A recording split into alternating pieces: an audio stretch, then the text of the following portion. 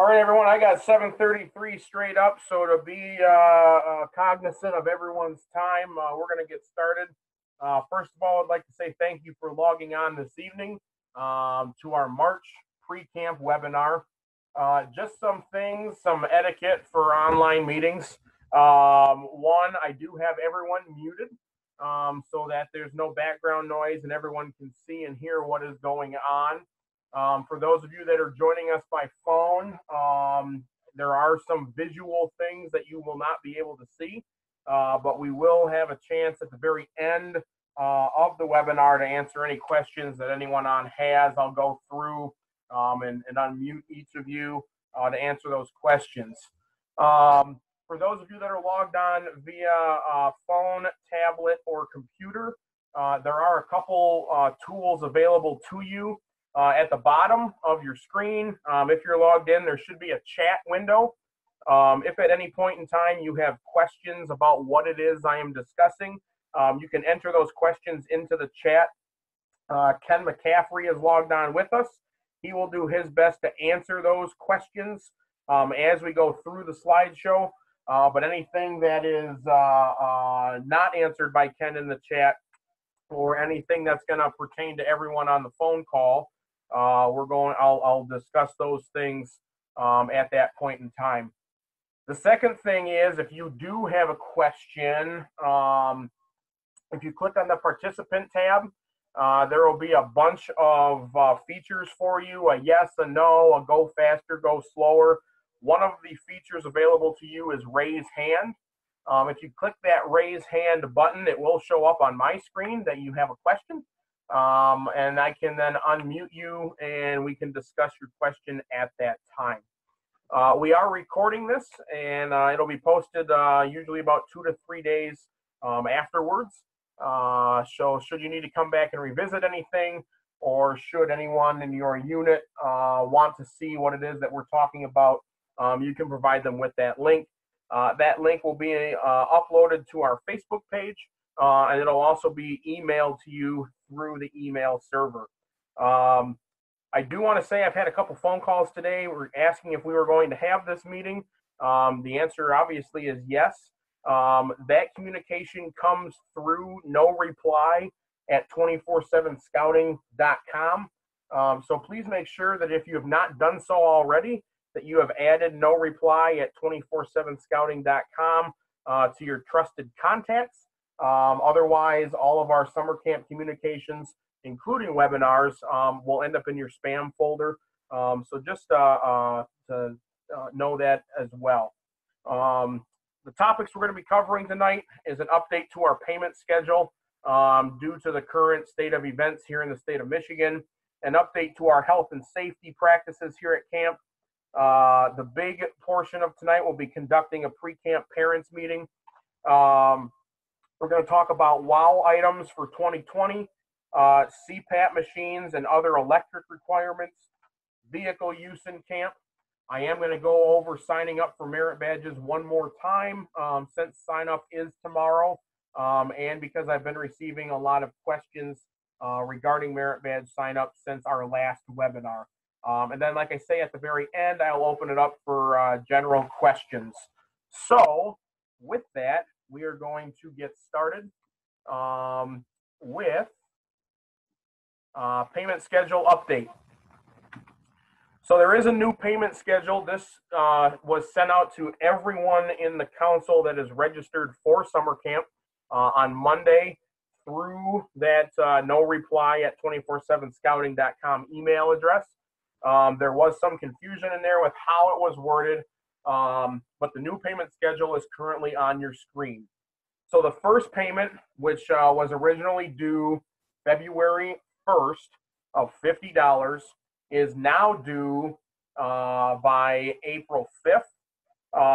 You have to have $50 down to sign up for merit badges instead of the $100 down that we were operating under last week. Part of that is due to the fact that not everyone has made those payments. And now with the state shutting things down and parents getting laid off, we want to make sure that their scouts, your scouts, do not miss out on an opportunity to sign up for merit badges if there is a financial issue. So that first payment of $50 per person is now due April 5th. It was due February 1st. The second payment is due April 6th. That date is still the same. That was originally a $115 payment. It is now a $140 payment to make up for the removal of that second $50 payment, which was originally due on March 2nd. And then the third and final payment of $140 per youth camper and $110 per full-time adult camper is due on May 4th. That has not changed. So for those of you on the phone, a summary: a payment of $50 per person due by April 5th, but that must be in the system in order to sign up for merit badges tomorrow. Second payment of $140 per youth camper is due on April 6th. And the final payment or third payment, which is $140 per youth camper and $110 per full-time adult camper, is due on May 4th. That is a total of $330 per youth and $160 per full-time adult. Under the new payment schedule, with everything that is going on in the state, the second part that was communicated in the email that went out to everyone is the change to our refund policy for the 2020 summer camping season. Should someone get sick or should parents be worried about illness while their youth is at camp, any camper who wishes to cancel their visit to camp can do so up to 14 days before their arrival, and they will receive a 100% refund. So just know that with everything that's going on in the state, that is our current stance moving forward from today for our cancellation and refund policy. Moving on to health and safety updates. Let's see. Mandy's asking if that refund includes parents who attend. Yes, that's a refund for youth, full-time adults, and part-time adults. So that will be a refund across the board, Mandy. So health and safety, some of the things that we are doing in camp. We started this last year, but we're finalizing it moving forward. All shower house wash sinks are now provided with alcohol-based hand sanitizer. All program areas have been provided with alcohol-based hand sanitizer. The dining hall has been provided with alcohol-based hand sanitizer. And we're going to continue to utilize our current practice of Purell alcohol-based table sanitizer for all of our eating and food prep surfaces. Additional hand washing stations are going to be set up around the dining hall facility. Our facilities team is working to make that happen. We will be posting hand washing signs at all hand washing sinks in camp. And then the big thing that we're asking all of our units to do is to look at the BSA pre-event medical screening checklist, which is form number 680-102 from the national office.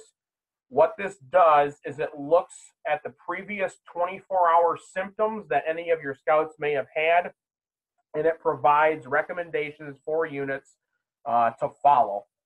What that form looks like is this, and it's very straightforward. Simply have this conversation with your scouts before you leave for camp.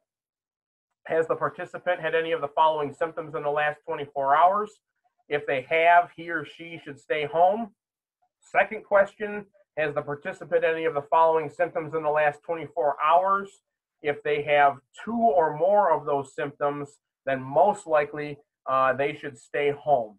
So keep those in mind as you move forward. Again, if it's the day of or the day before you're coming to camp and you have a camper that needs to cancel for a medical reason, call me here at camp and we will work through that together. Jeff Ellingsworth, you're asking about needing to drop some camper slots. If you could send me an email or call my cell phone at 989-225-7586, I can help you in taking care of those additional camper slots.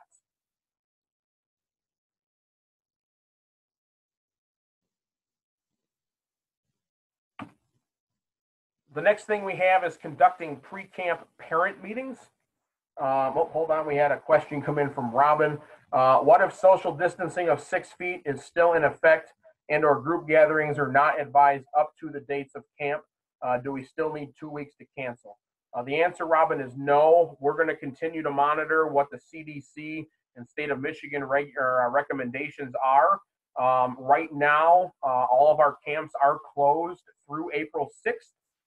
If that is extended, if it goes into summer camp, etc., we will communicate all of that with you as we move forward. But right now, we're following the state guideline of everything going back into effect on April 6th.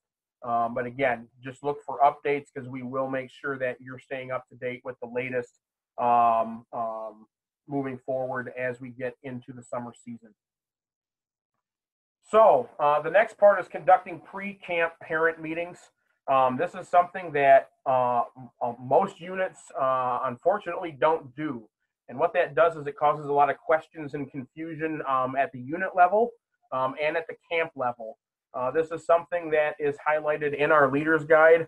And Ken McCaffrey, our program director, and Rick Kimmel, our camp commissioner, felt that this was something pertinent to talk about this evening because right now into the beginning of April is the best time to have conversations with your parents moving forward about summer camp. So the first question we get asked is, why do you want to host a parent night? And it's very simple. Scouts go to camp when their parents are informed and know what the advantages of scout camping are. Parents are more comfortable sending their child to camp when they're informed on health and safety, food and special dietary needs, camping fees, leadership that's being provided to their camper while they are at camp, the programs that are available for their scout at camp, and benefits of the summer camp program. It also helps your parents to feel responsible for making the camping program a success. They're going to be on board with making sure that fees are paid on time, paperwork is turned in on time, if they are informed ahead of time about what is going on. So to prepare for a parents' night, number one, select a date that makes the most sense to have the highest attendance possible. So if you know that Monday nights are not good nights, then don't hold it on Monday nights. You can hold your parents' meeting in lieu of a normal troop meeting, but whatever is going to make the most sense for you to get the highest attendance possible. You want to have an agenda or slideshow that covers the following items. These are the top questions that get asked during parents' night presentations. They're going to want to know the date that you're going to camp, and more importantly, make sure they know what time you're leaving and where you're leaving from. They're going to want to know the cost of going to camp, including the dates that those costs are due. Let them know what the leadership needs of your unit are. Do you need additional adults to go to camp with you? And if you do, make sure they know what their responsibility is going to be while they are at camp. Stress to them the importance of their scout being at camp, contributing to the team success of the patrol and the unit.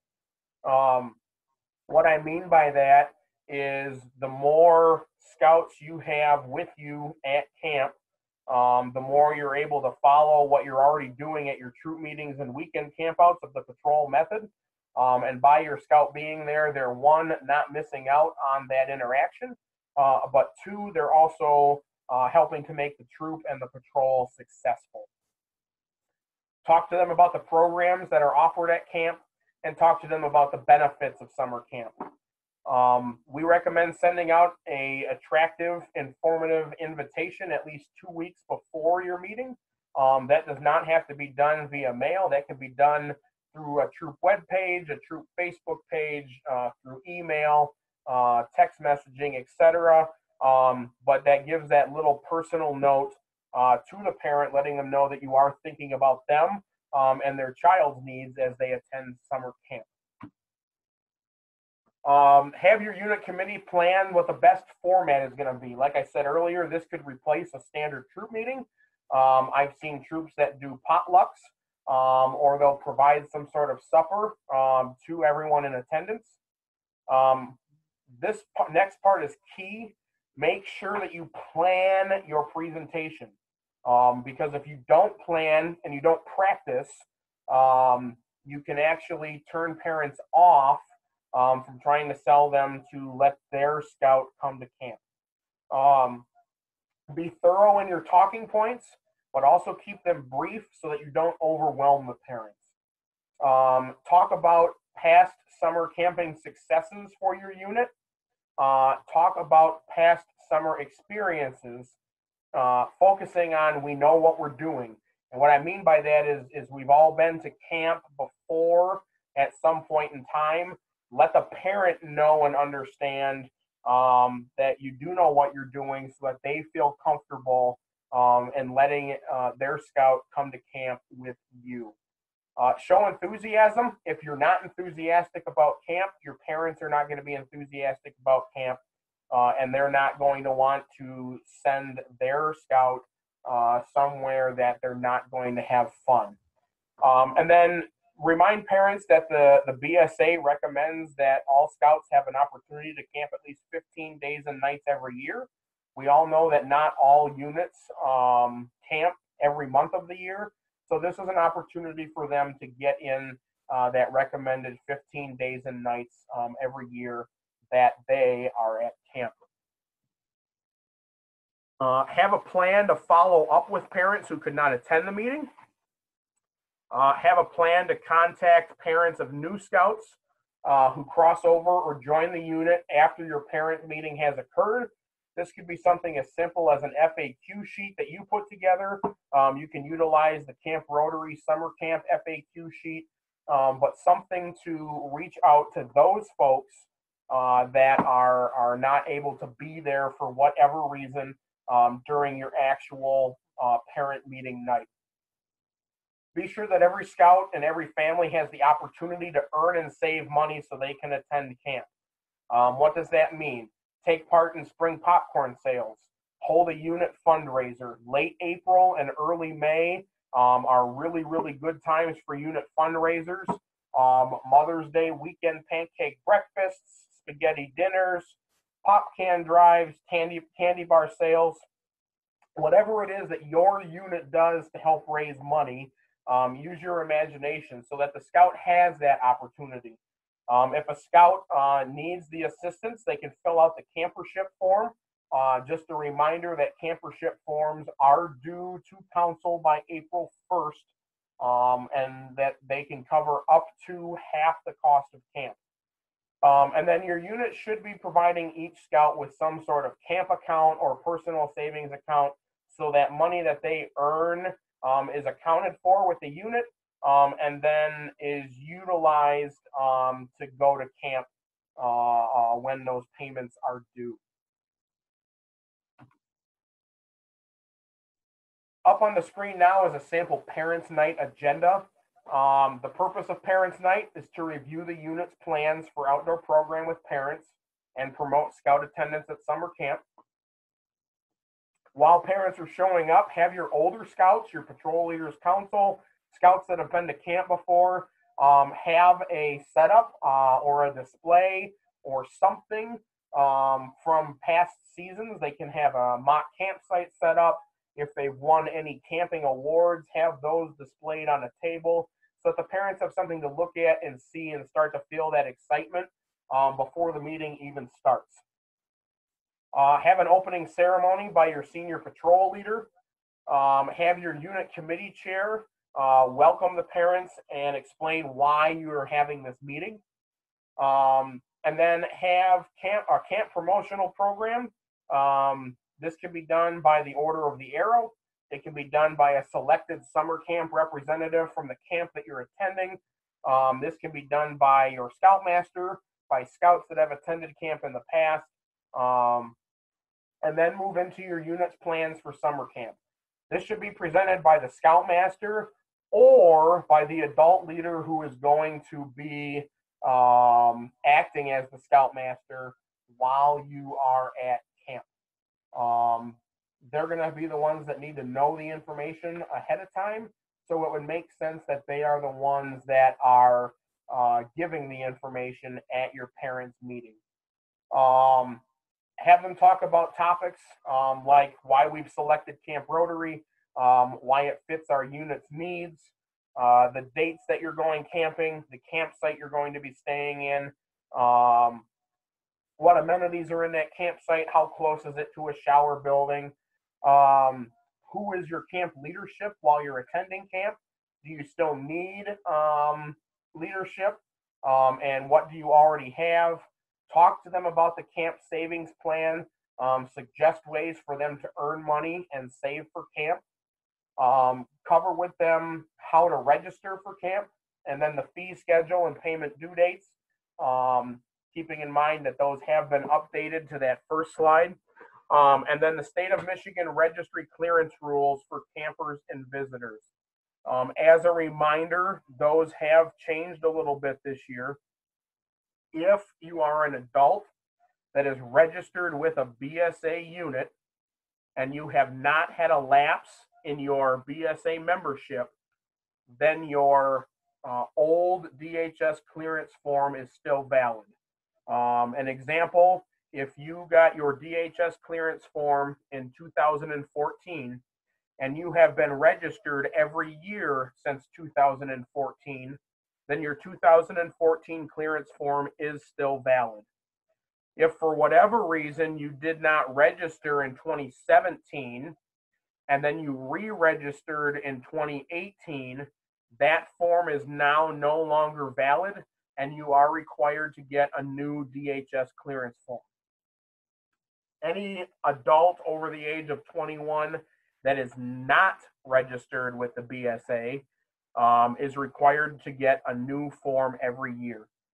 It is free. It does not cost anything to get a registry clearance form, but it does take time. They all get mailed into Lansing, and then they usually 2 to 3 weeks around turnaround time, and they mail them back to you. Do not bring your original to camp. Keep a copy and bring the copy with you to camp because we will keep it on file.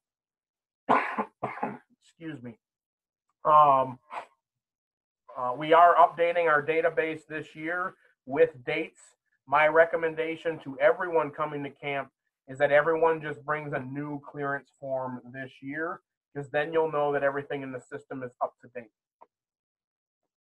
After your Scoutmaster finishes talking about your plans for summer, have a question and answer period, and then a closing ceremony done by your Patrol Leaders Council. And that is how you hold a parents' night ahead of coming to camp. Brian, I got to see a hand raised. Let me unmute you here. All right, go ahead, Brian. All right. So thank you. I just wanted to ask, with the state, the way the health concern is right now, I don't know how many people are working at the state of Michigan. So I think it'd be important to get those in sooner than later. You said it takes 2 weeks. I did it one time and it took a little bit longer than that. But yeah, just a reminder, get them in as soon as you can, I guess, right? So people there are working.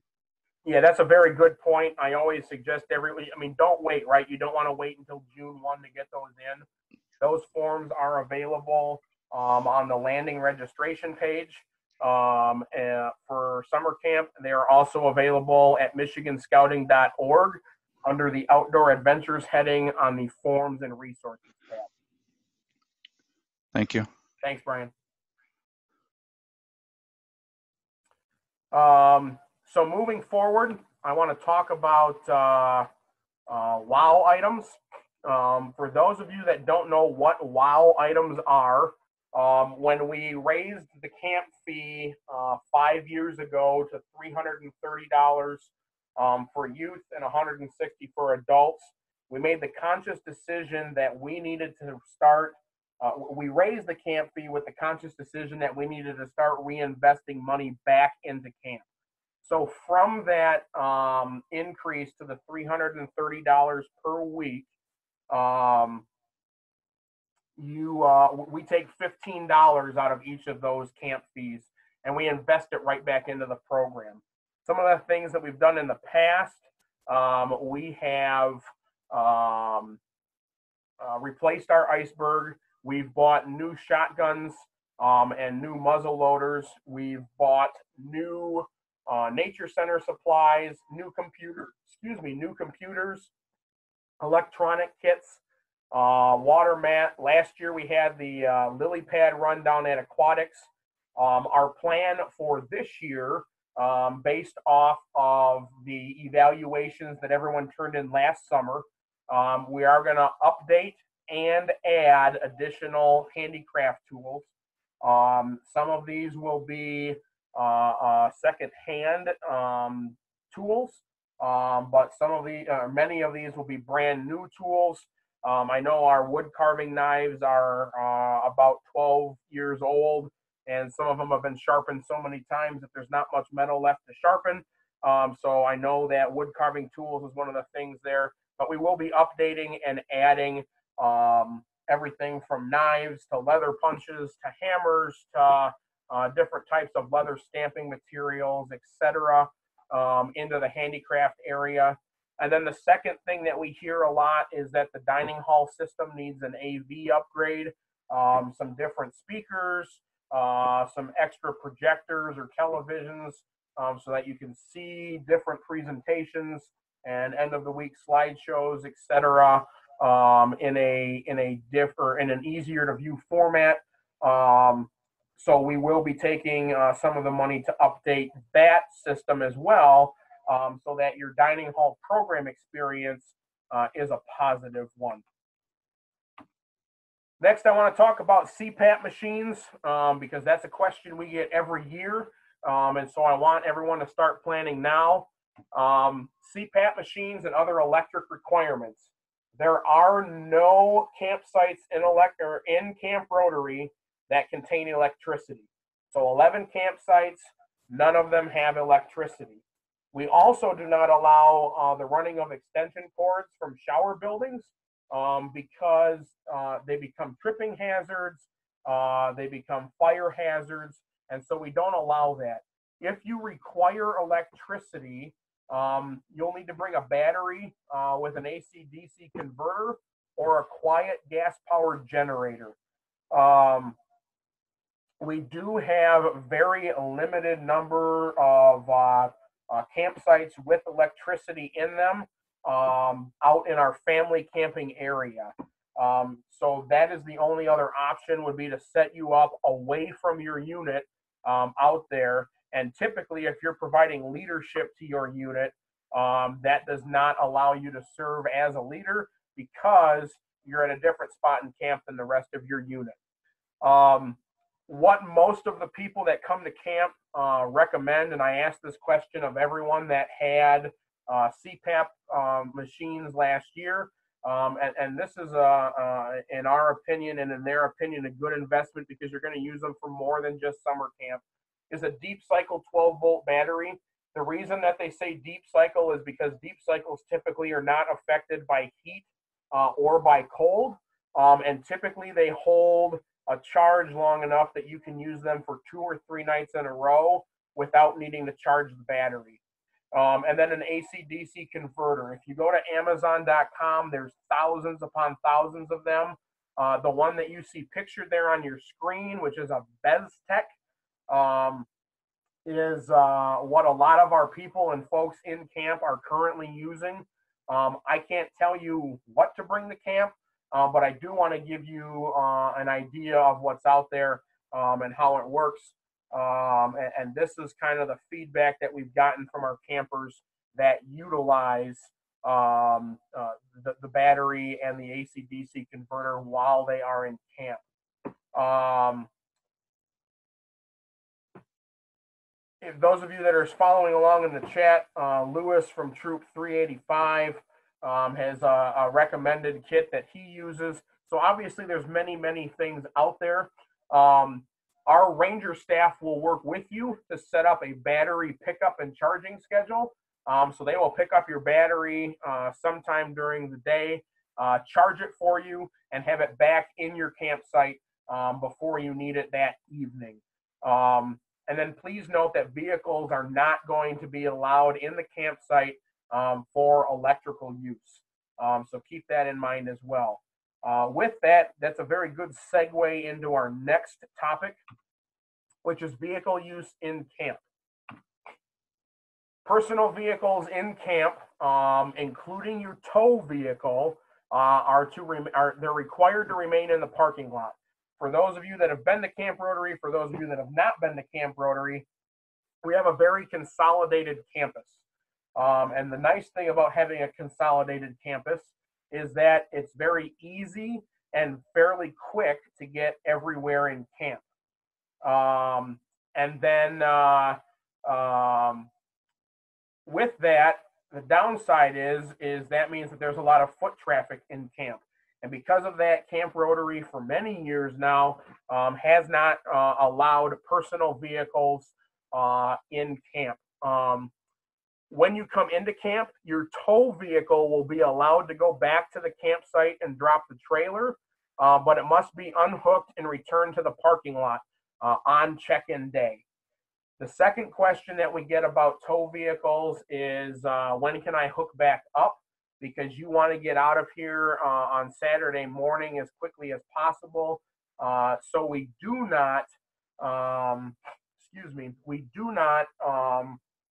want that. So on Friday evening at dinner time, the ranger will allow you to take that vehicle back into the campsite and hook up to the trailer at that time. And we do it that way so that there's no foot traffic on the roads because everyone is at dinner. Everyone that brings a vehicle to camp is required to fill out a Camp Rotary parking slip, which you see there on your screen. This is available on the landing page for summer camp. It's also available on the Outdoor Adventures Forms and Resources page. It's simply your name, your unit number, the campsite you're staying in, and your phone number. If you don't have it or you forgot it when you got here, no worries.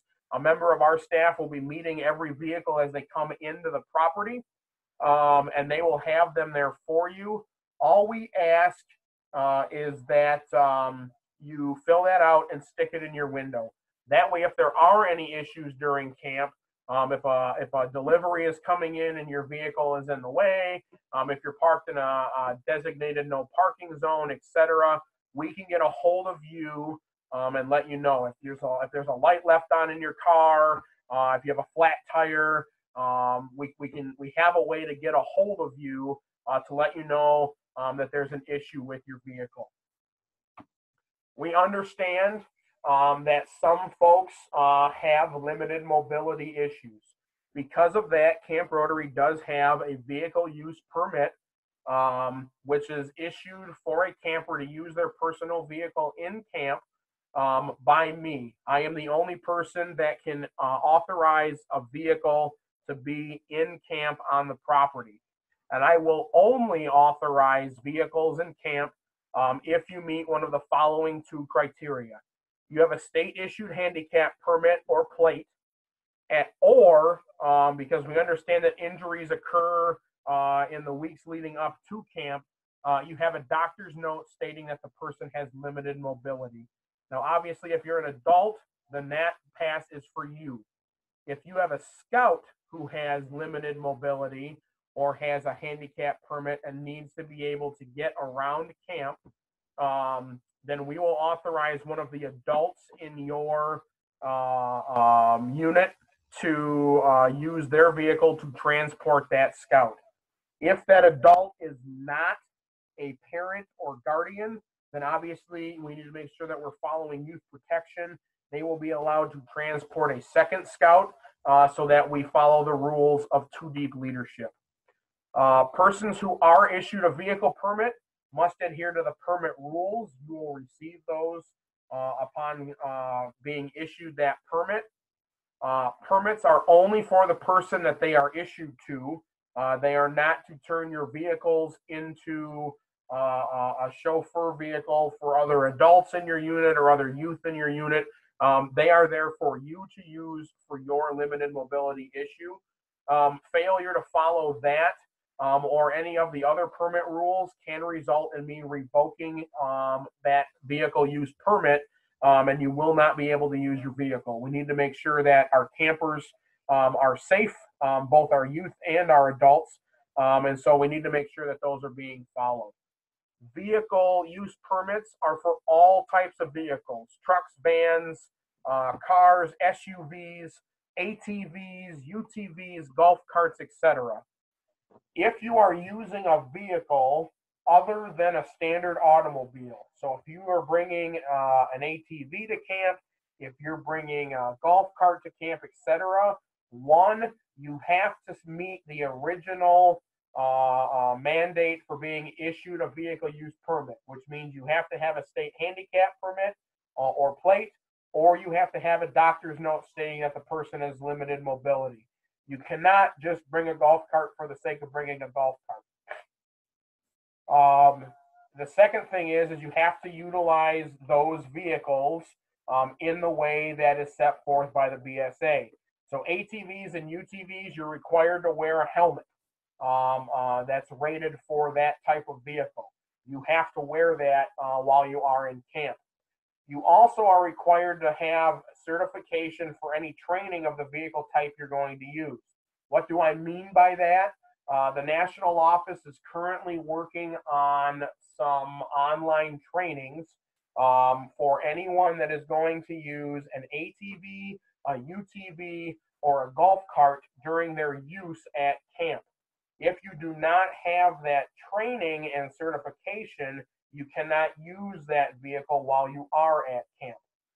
That pertains to my staff who utilize golf carts, one, so that they're smaller in footprint, two, so that they're slower, but three, so that they can get around, because as you can imagine, there are multiple things that can happen at camp at any time, which is why my key three, myself, my commissioner, and my program director are always mobile, so that we can see what's going on and so that we can get somewhere quickly if an issue arises. So my staff will need to be taking that training in addition.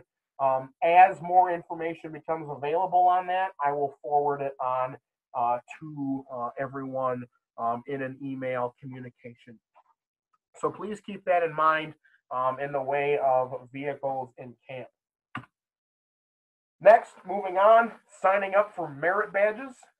This is going to be the exact same thing we talked about in the last webinar, but like I said, I've had a lot of questions pertaining to merit badges, so I want to make sure that we cover that again this evening, especially since that goes live in just under 12 hours. So the process for selecting merit badges is the same whether your summer camp contact is entering those, or if your parents are entering them through the use of Parent Portal. Once you're logged in, you're going to select the name of the participant that you want to sign up for classes, and then you'll click on Update Info, and we're going to show you how to do this here in just a second. The system will not let you sign up if you do not have $50 paid for the participant, and if the required information is not entered for the participant. Required information is anything listed in red, and again, you'll see that here in just a second. A class schedule will show at the bottom of their profile, and you will click on Select Classes, and then you simply click on the classes that you want to sign the participant up for. The system will automatically not allow you to sign up for classes that are already full. The system will automatically not allow you to double book a participant, so it will not allow you to select 2 11 a.m. classes. And then new this year, Path Scouts will need to sign up for Path using the class schedule system. So give me a second here to change what we're sharing. and then I will show you how to select merit badges.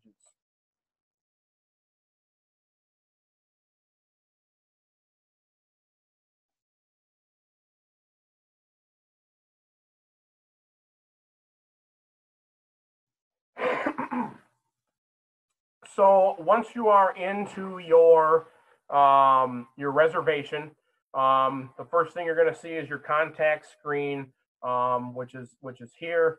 Always make sure that that is up to date, because should I need to get a hold of you, this is the phone number that I utilize, and this is the email that I utilize. Also, you'll see a spot for additional contact emails. If you have anyone other than yourself who you want to get updates on camp, whether it's your troop treasurer, your committee chairperson, click on update information, and you can enter those additional contact emails here, here, and here. I do ask that you have at least one additional email contact other than yourself, so that should something happen and you are not able to get in there, someone other than you is receiving that email. Simply enter in that information, scroll down, and hit save. Back on track for utilizing the merit badge sign-up system tomorrow, you will click on participants. If your participant is ready to sign up for merit badges, their name will be in yellow.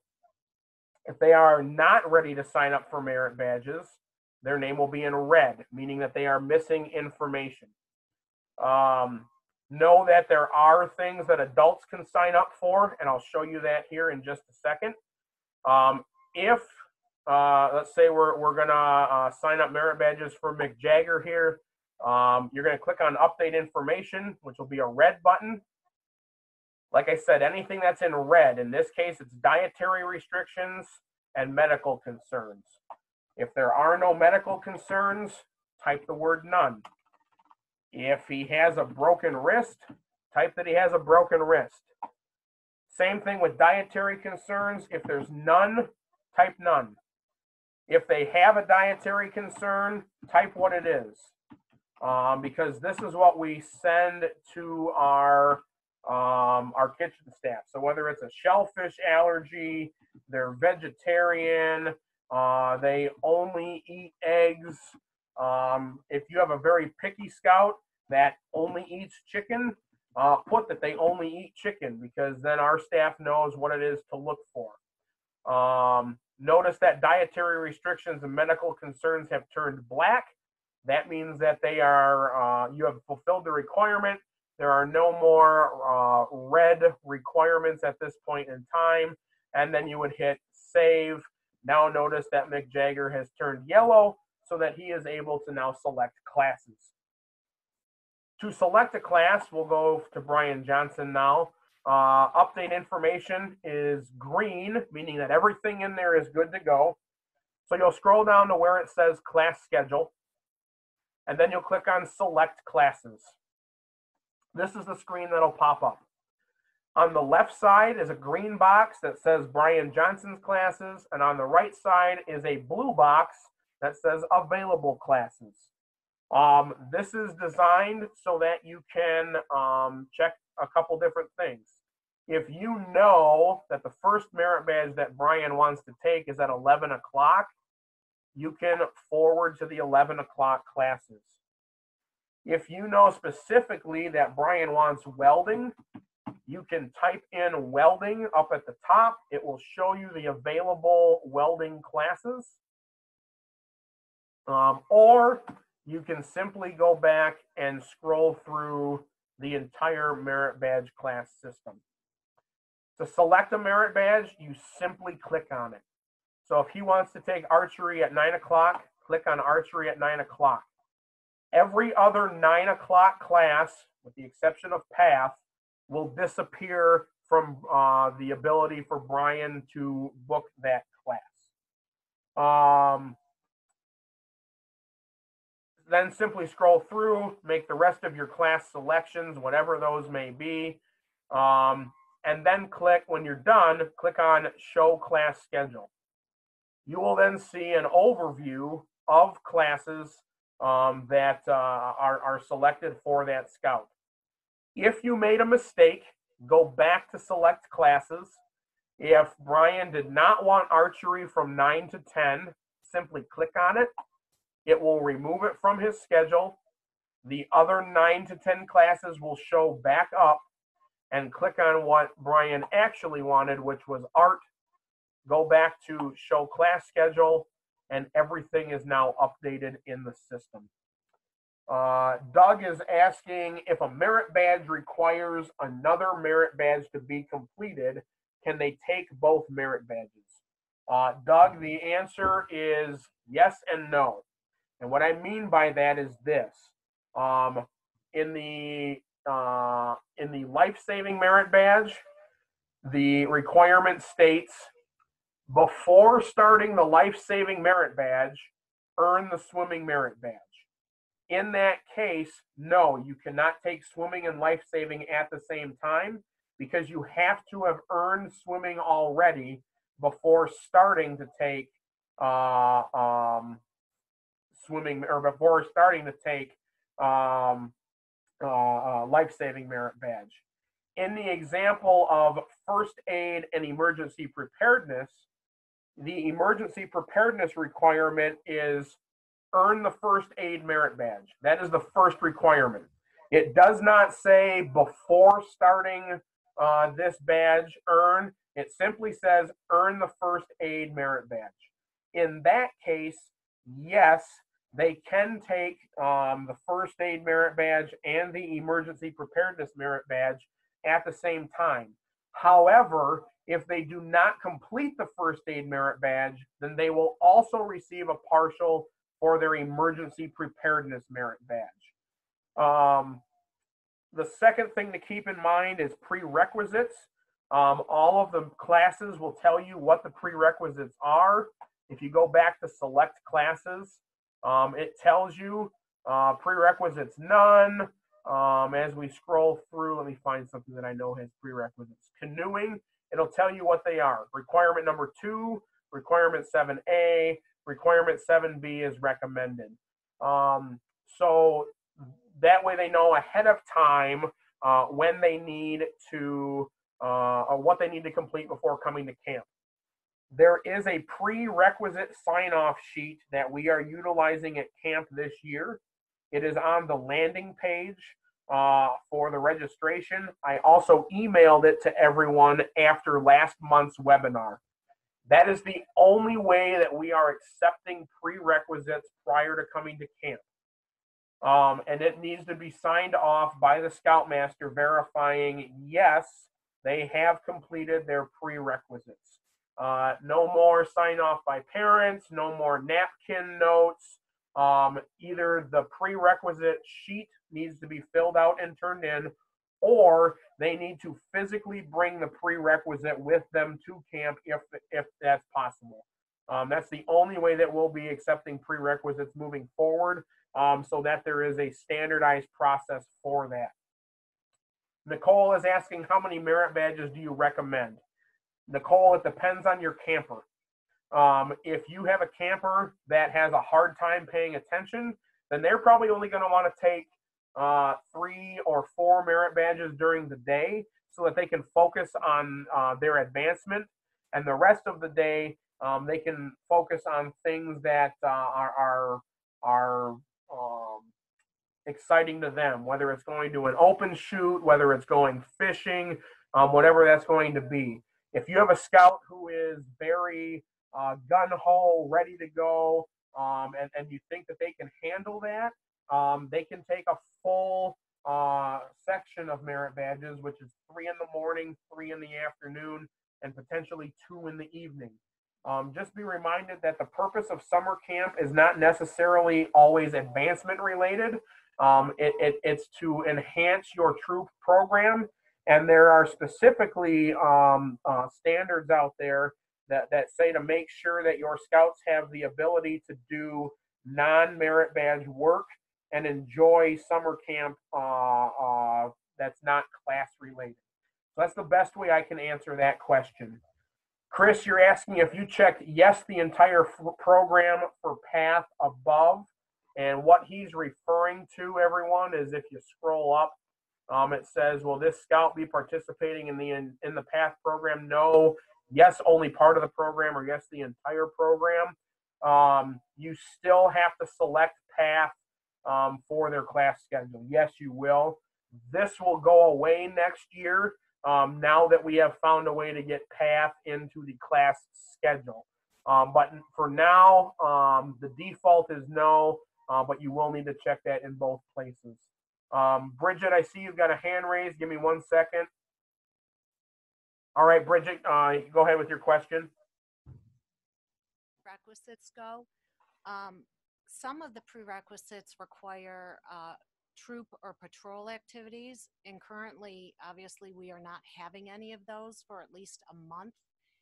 Will there be some flexibility if that doesn't get completed before summer camp starts? So there's no flexibility unless it has been issued so by the national office. We are required to administer merit badges as they are written. Now, what I can tell you is that if it is something that you can complete in your campsite during the week, so if it's, let's say it's communications merit badge and they need to interview someone, or say it's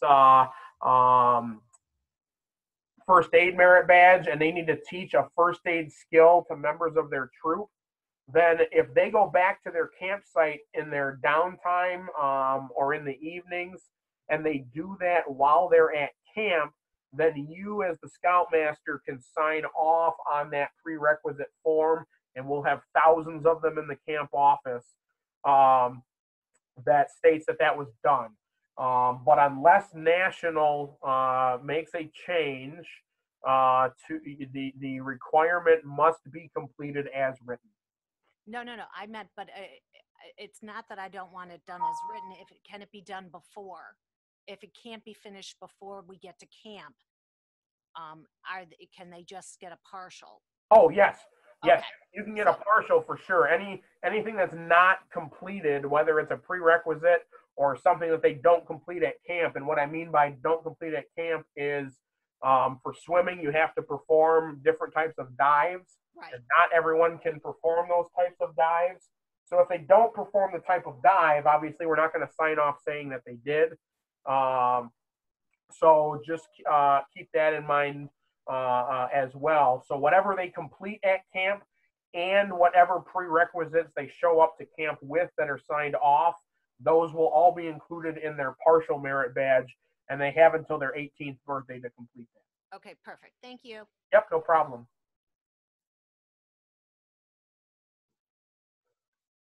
Doug, you're asking, can a web or TV council meeting be substituted in lieu of attending one for citizenship in the community?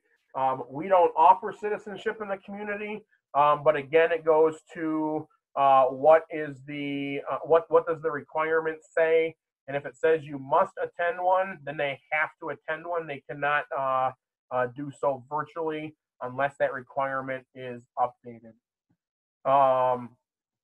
Chris is asking, what time does registration open tomorrow?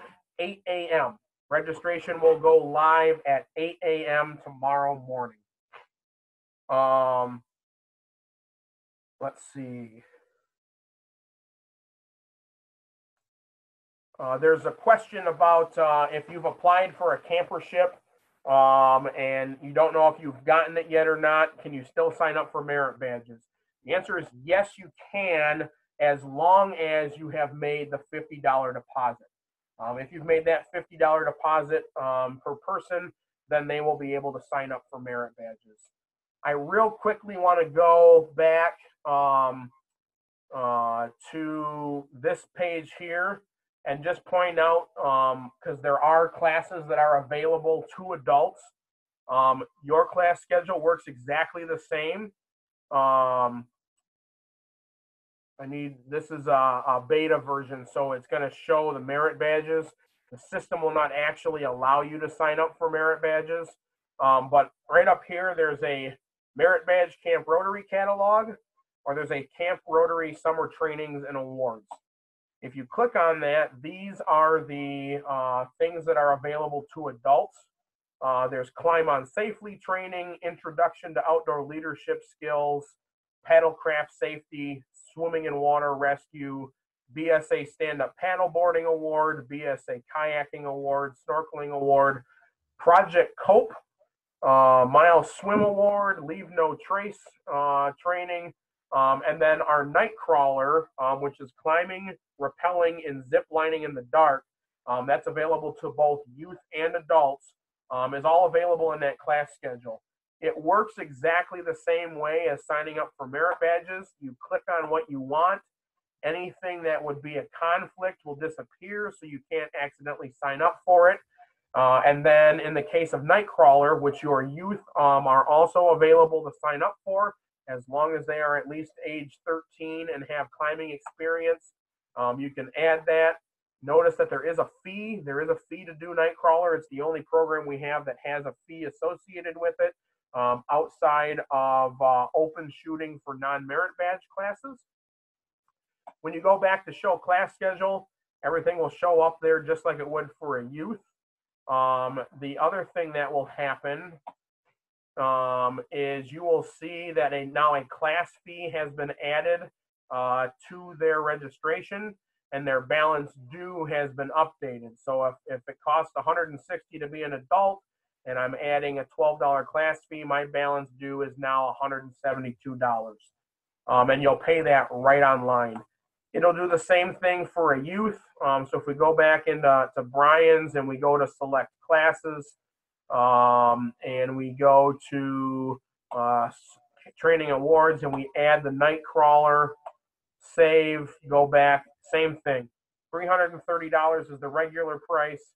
We've added a $12 class fee, and so now the balance due for that scout is $342, and you'll again pay that up front. So that is how merit badge sign up is going to work tomorrow.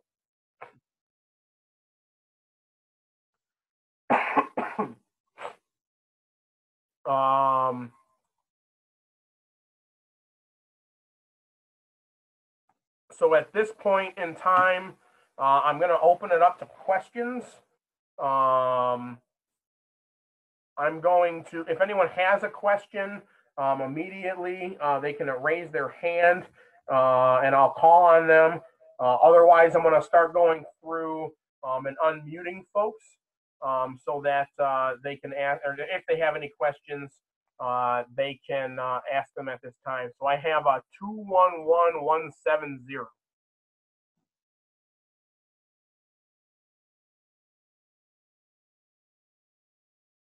I don't have any questions. Sorry if I've got my hand raised.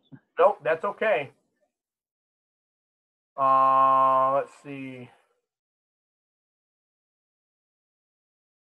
Mark, I see that you have your hand raised, but you're not connected via any sort of microphone or phone. But if you want to type your question in the chat, I will gladly answer that for you. Will, you're asking about medical forms. The plan was to be able to talk about Camp Doc this month. Camp Doc is still not up and running yet. The council will be doing a separate webinar as soon as that is available.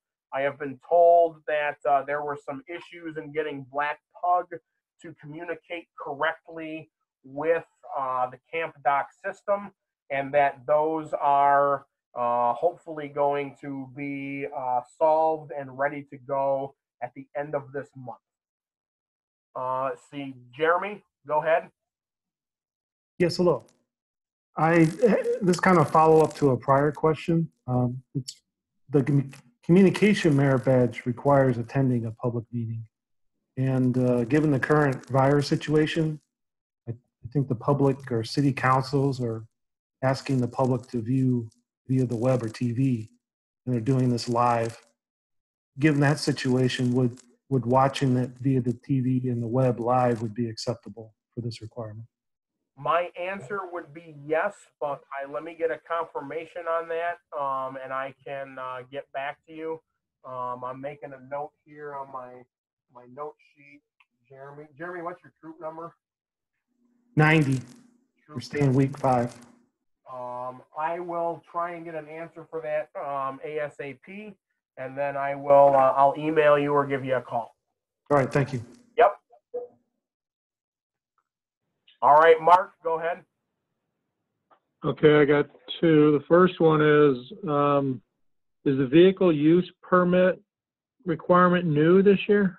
No, we've been utilizing that going on 4 years now. Okay, that's, no, Mr. Payne was doing that before. I just wasn't aware of it. Okay. Sure. And then secondly, I've got my, the roster built into the summer camp sign up. I didn't have all the details, so I just filled what I needed to get rid of the red with, placeholder type stuff, which I guess is okay. I guess that'll, as long as I'm yellow, I can still sign up for merit badges, even though I got placeholders in there, right? That's correct. Okay, and then we had a situation where some of my crossovers decided they weren't going to go to summer camp when I thought they were, but I've got regular scouts I didn't sign up yet, so I'm committed to pay for the crossovers I put in. So can I put a regular scouts information in the crossover slot? You can. Yes, you can. But what I would ask that you do is you send me an email, and I will convert those scouts back over from crossover scouts to regular scouts. But you can go ahead and put their information in as a Weeblos crossover, and when I change them back into a standard Scouts BSA, then at that time everything will transfer at the same time. But that way, from the side of us tracking who is coming to camp, it'll be more accurate. Okay, so right now I've just got one that I need transferred from crossover to regular scout. Okay. Yeah, just shoot me an email with what that needs to look like, and I can make that for you. All right. Thanks. Yep, no problem. April from 603.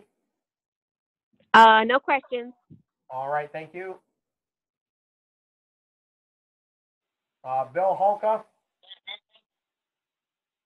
No questions, Andrew. All right, thank you. Bridget Herman. No questions. Thanks, Andrew. Thank you.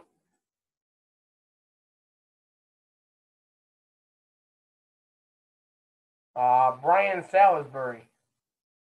No, I'm good. Thank you. Thank you. Chris Gellish. I don't have any other questions, thanks. No problem. Corey. Yeah, our scoutmaster is one of the names, but he's actually not attending. Do we just need to send you an email to change him to somebody that is? You can do it that way, or you should have the ability in the system to change that participant, change their information right there in the system. You can do it either way. Okay, I'll check that later. Okay. If not, I'll find you. No problem.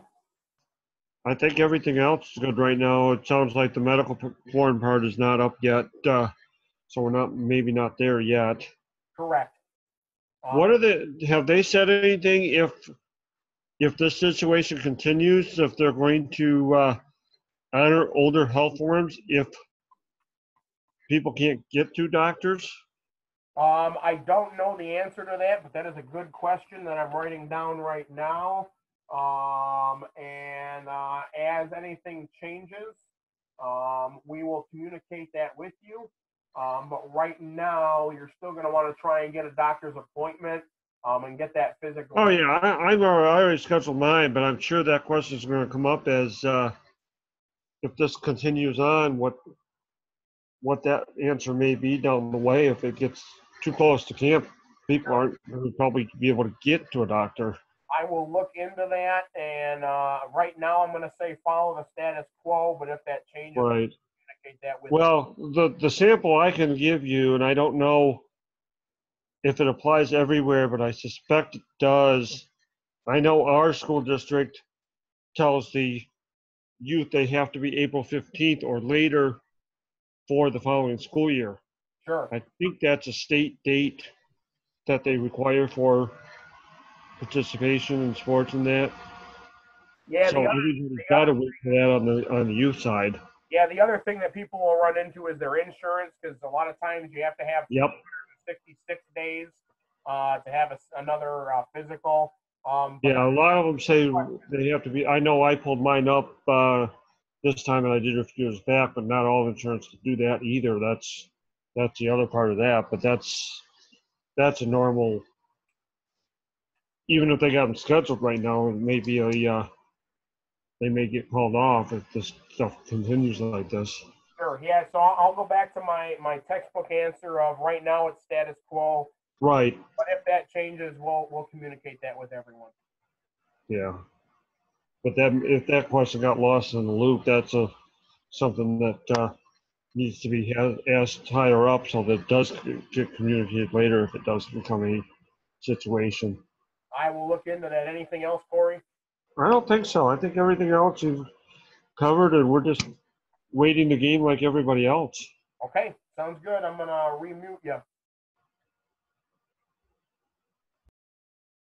Mark, you've got a hand raised. Yeah, I got one more. So I kind of missed what you said before about the DHS Central Registry Clearance Form. Did you say that everyone's required to have a new form this year, or did you just suggest that people get a new form this year? I'm suggesting that everyone get a new form this year, but the status for that has changed. If you have an old form and you have not had a lapse in your BSA membership, then your old form is still good. If you have had a lapse in your BSA membership, or if you are not registered with the BSA, then you're required to get a new form. Okay. Got it. Thanks. Yep, no problem. Fiona? I'm good. Thank you. No problem.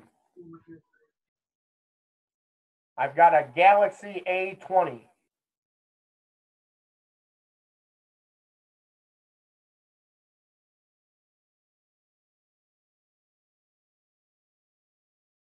All right, that one's gone.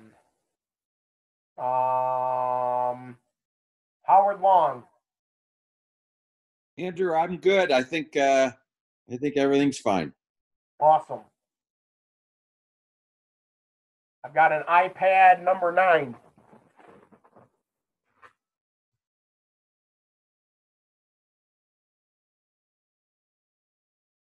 All right.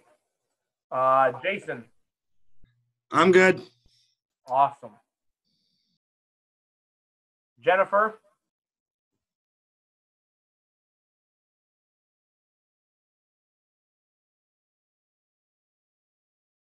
All right. Jeremy Husick. I'm good. Thank you.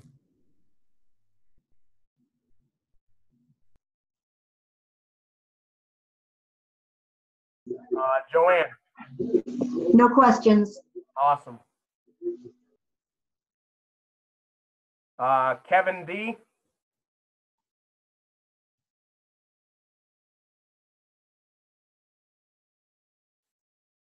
All right.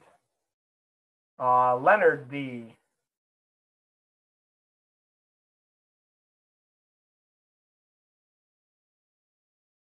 All righty.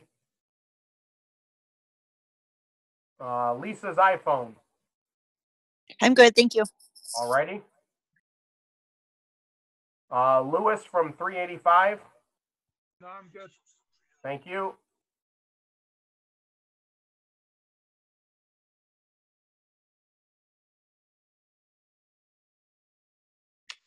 Michelle. I'm good. Awesome. Nicole Tober. I think I have one question. So can they change their merit badges up until registration closes? They can change their merit badges up until the Friday before their arrival. Okay, then I'm all good. Thank you. Awesome. Paul Lagallo. I'm all set. Thank you. All righty.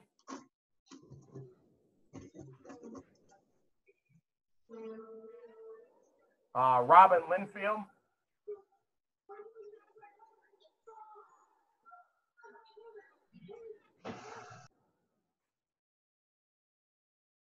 All righty. Shannon Layton. No questions here, Andrew. Thank you for the tips. No problem. SSB.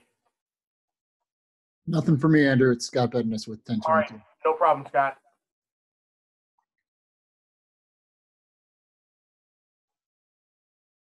Mr. Buckman. Hey, good evening, Andrew.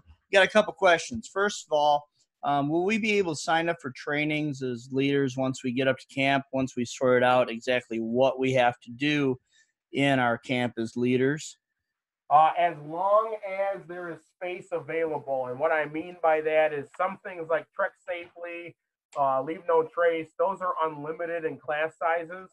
Right. But things like swimming and water rescue, paddlecraft safety, mile swim, paddle boarding, kayaking, snorkeling, those all have class limits.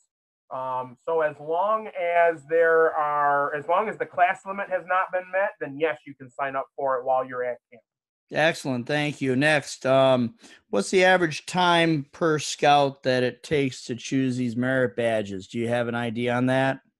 If you have a list of what they want, you can typically get through one scout. Once you're logged in, you can get through one scout in about a minute because you simply go through and click what they want, hit save, and move to the next scout. All right. And final question, the swim test, can we have our people take care of the swim test, or do we have to do it on site? So you should have received an email from me at the end of last month's meeting. The answer is yes, you can do a pre-camp swim test, but before you do pre-camp swim test, they have to be approved by Jay Richardson, who is our aquatics committee chairman for the state. If you send me an email, Steve, I can send you his contact info so that you can get that pre-approved. The other thing to keep in mind is that we still reserve the right to retest, and that doesn't mean that we're going to retest your whole unit. What that does mean is if a scout seems like they're struggling out in the water, then we're going to reserve the right to retest them, because typically what will happen is they can pass it in a pool, and then they get in the lake where they can't see the bottom and they can't pass it anymore. As it should be. Andrew, thanks for hosting. Not a problem, sir.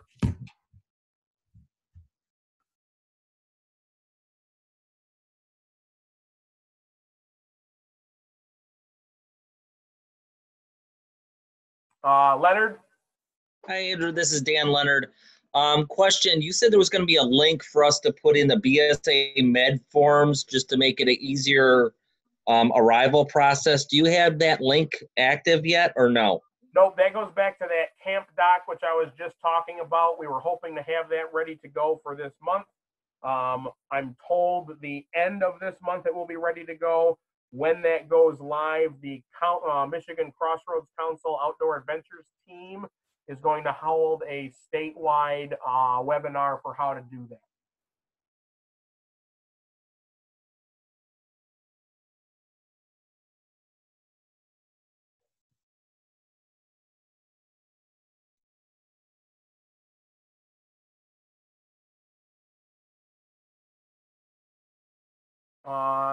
Steve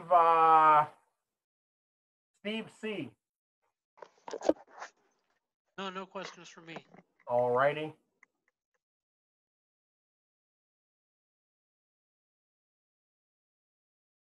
Troop 170.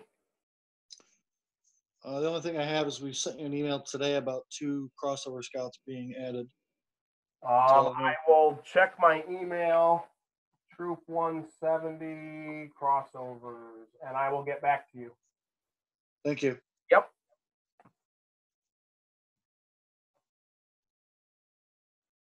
Will Borden.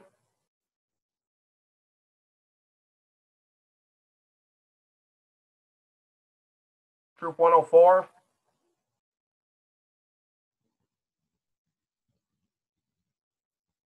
All right. I've got a 248-804-4966.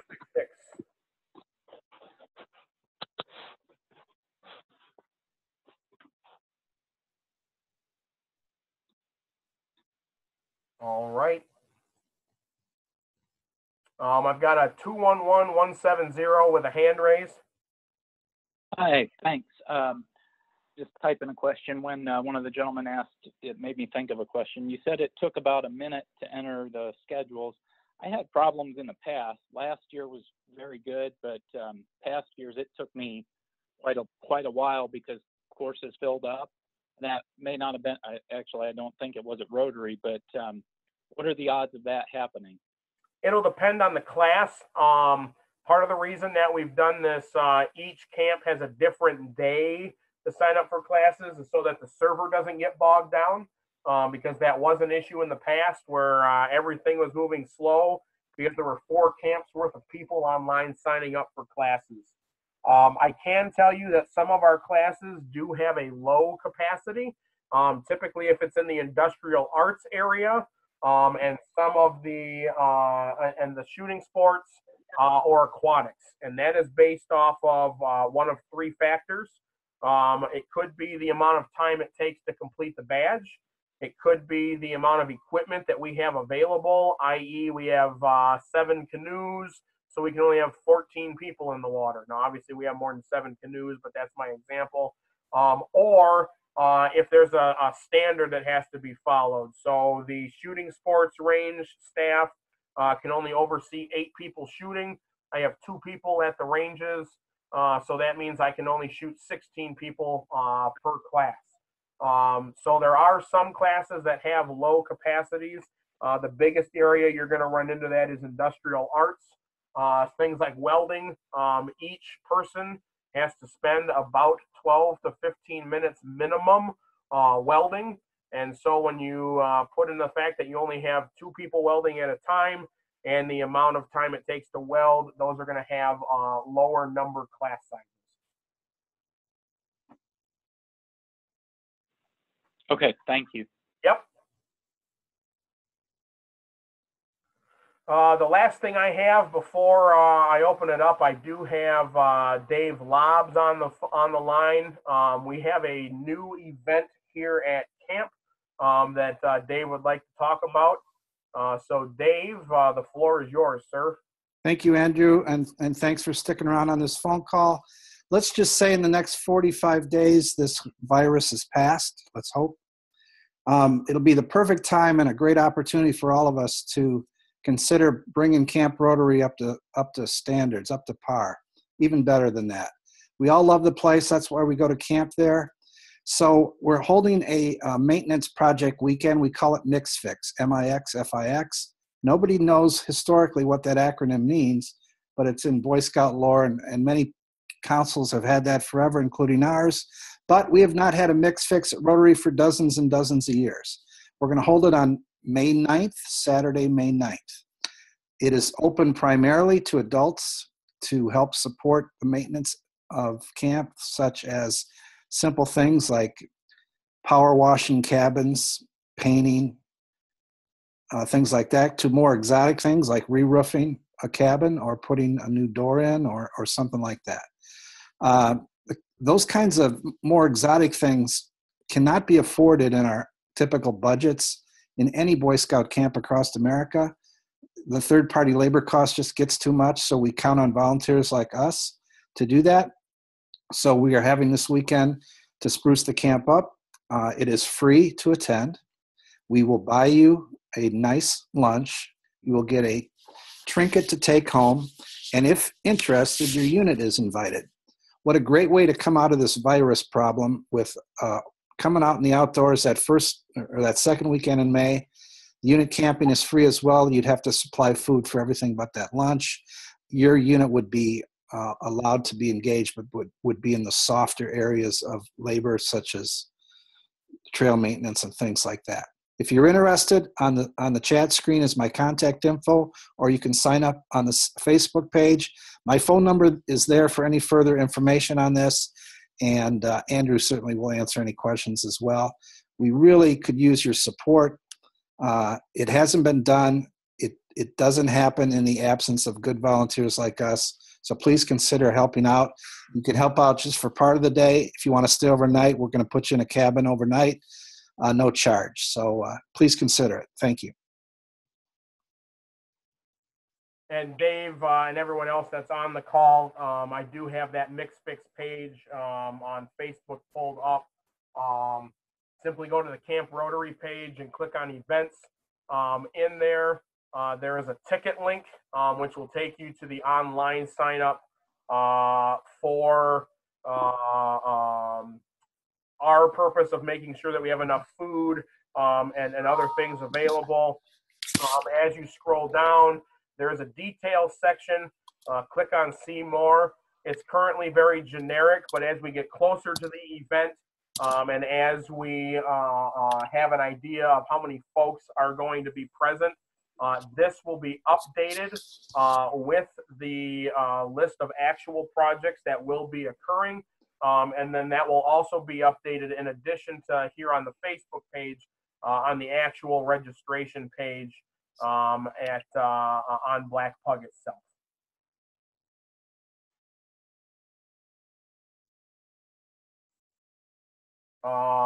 Getting ahead of myself here. It looks like there's a couple more questions in the chat. I want to grab those real quick. Let's see, Dave. It looks like they're ready to come as long as you're cooking. So I don't know if that's putting you in the kitchen or not. Bridget Herman, you have a hand raised. One last quick question. You said that after our last call that you sent out the thing about doing the swim tests ahead of time. Correct. I did not receive that. So if I email you, can you just send that to me? I can, and since it's been asked a couple times, I'll send it out to everyone again. Great. Thank you so much. Yep.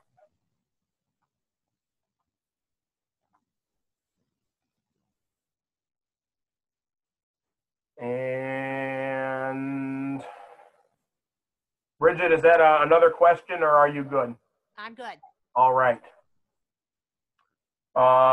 Seeing no more hands raised and seeing no more questions showing up in the chat, I would like to thank everyone for logging on this evening.